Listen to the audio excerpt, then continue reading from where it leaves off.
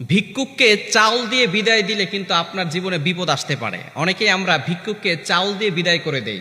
মনে রাখবেন, ভিক্ষুককে কখনো খালি হাতে তাড়িয়ে দেবেন না, কেননা নবীজি সাল্লাল্লাহু আলাইহি ওয়াসাল্লাম এটা নিষেধ করে দিয়েছেন। আল্লাহ পাক রব্বুল আলামিন নিজেও নিষেধ করে দিয়েছেন। আল্লাহ পাক রব্বুল আলামিন নিজে বলছেন, কোরআন খুলেন 30 নম্বর পারা 17 নম্বর পৃষ্ঠার 8 নম্বর লাইন, সূরাতুদ দোহার 9 নম্বর আয়াতে আল্লাহ বলছেন, ফাআম্মাল ইয়াতীমা ফালা তাকহার, তুমি ভিক্ষুককে কখনো ধমক দিও না।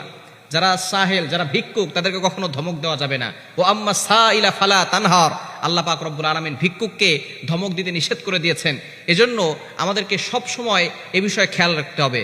ফাআম্মাল ইয়াতীমা ফালা তাকহার ওয়া আম্মা সাইলা ফালা তানহার, আল্লাহ পাক রব্বুল আলামিন এতিম, অসহায়, মিসকিন, গরিব যারা আছে তাদেরকে তাড়িয়ে দিতে নিষেধ করেছেন। তবে দুঃখজনক হলেও সত্য, আমরা অনেকে তাড়িয়ে দেই না, তবে অনেকে আমরা চাউল দেই। ভিক্ষুক যারা আছে তাদেরকে চাউল দেয়। আবার অনেক সময় জাকাতের সময় আসলে যারা গরিব মানুষ তাদেরকে লুঙ্গি দেয়, কেউ শাড়ি দেয়। খবরদার, এই ধরনের ভুল কখনো করবেন না। জাকাতের টাকা দিয়ে লুঙ্গি, শাড়ি কিনে দেওয়া, এটা কিন্তু ইসলাম সাপোর্ট করে না। ইসলাম এটাকে নিষিদ্ধ ঘোষণা করেছে। আপনি জাকাতের কিছু দোকান আছে, জাকাতের শাড়ি কিনে, জাকাতের লুঙ্গি কিনে তারা এক একজনকে লুঙ্গি দেয়, শাড়ি দেয়। এখন আপনার তাকে দিচ্ছেন 300 টাকা দিয়ে একটা শাড়ি, কিন্তু তখন শাড়ি তার কাছে হতে হতে এত হয়ে গেছে যে এখন এত শাড়িতে সে কি করবে, শাড়িগুলো সে বিক্রি করতে যায়। যখন সে বিক্রি করে তখন সে পায় 150 টাকা। আপনি কিনেছেন 300 টাকা দিয়ে, কিন্তু সে পেল 150 টাকা। এখন আপনি চিন্তা করেন জাকাত দিয়েছেন কত টাকা। আপনার এই জাকাত পরিপূর্ণভাবে আদায় হয় নাই। এজন্য লুঙ্গি, শাড়ি দিয়ে জাকাত দিবেন না। তার প্রয়োজন হচ্ছে টাকা।